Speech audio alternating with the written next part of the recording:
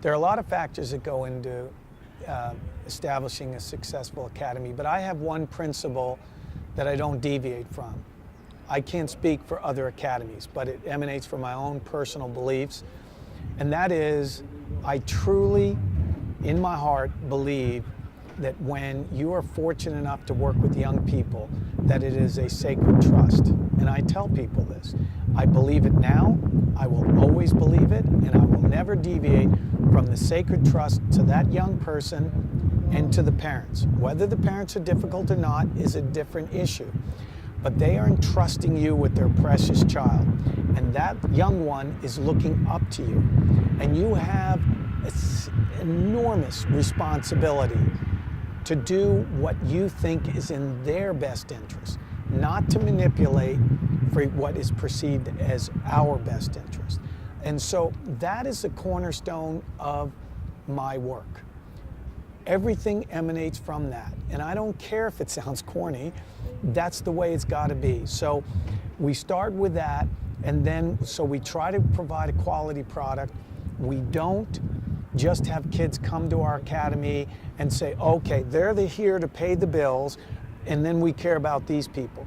We are genuinely excited when we have a little one wins a little local tournament. Even if we all know they're not going to be a great player, it's really important for them.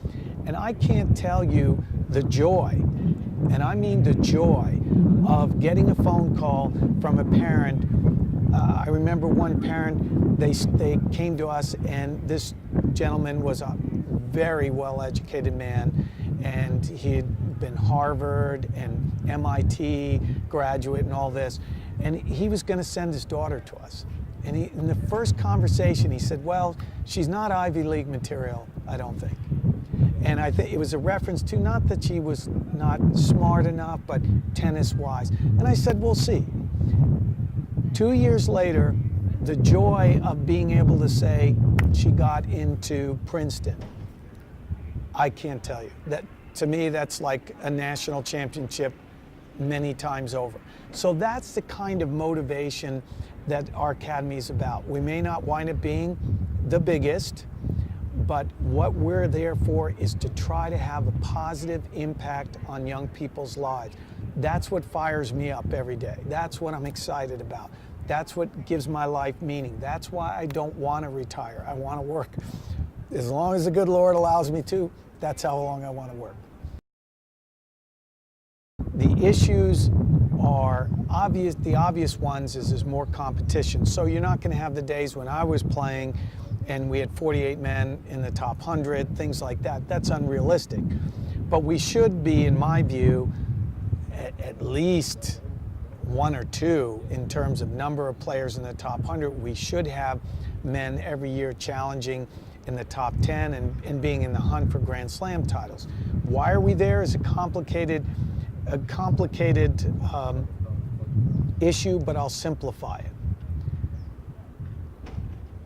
When people try specifically, whether it's organizations or otherwise, or federations or the USTA, try specifically to develop a player, I think the concept is not correct.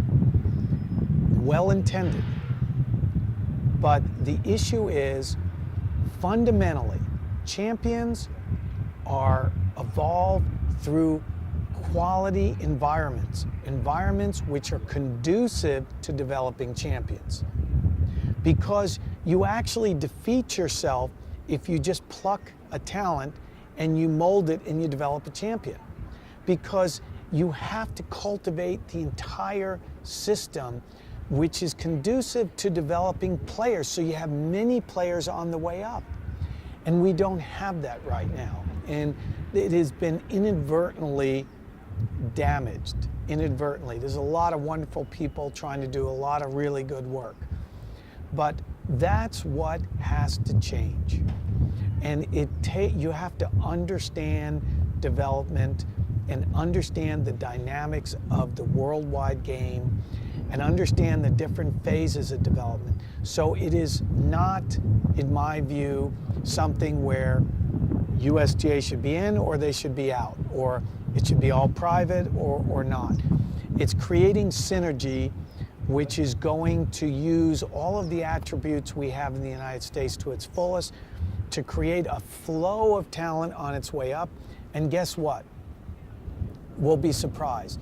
In my own little world, on the female side, not on the men's side, we were blessed to have talent. We had Sloan there at 11, Stevens, and then she played Laura Robson when she was 12. Laura Robson was 11. Then Laura Robson came over. Laura Robson told Jeannie Bouchard to come over. Mallory Burdett was already there. Monica Puig was already there. Lauren Davis would come in for a week or two there. And so all of a sudden you started to get an environment. And these kids are talented and it started coming up. So we take some credit, but I never like to say we developed players. I like to say that we are contributors in the developmental process. There's so many other people and so many other factors involved that I think it's arrogance to say, oh, we developed. I've had a lot to do with Jeannie Bouchard in her development, but I will not say I developed Jeannie Bouchard. That would not be a fair representation of what has transpired. There's been her parents, there have been other coaches involved, there's Tennis Canada. It's a multitude of people, and I give Tennis Canada a lot of credit for working together as we have for the benefit of her.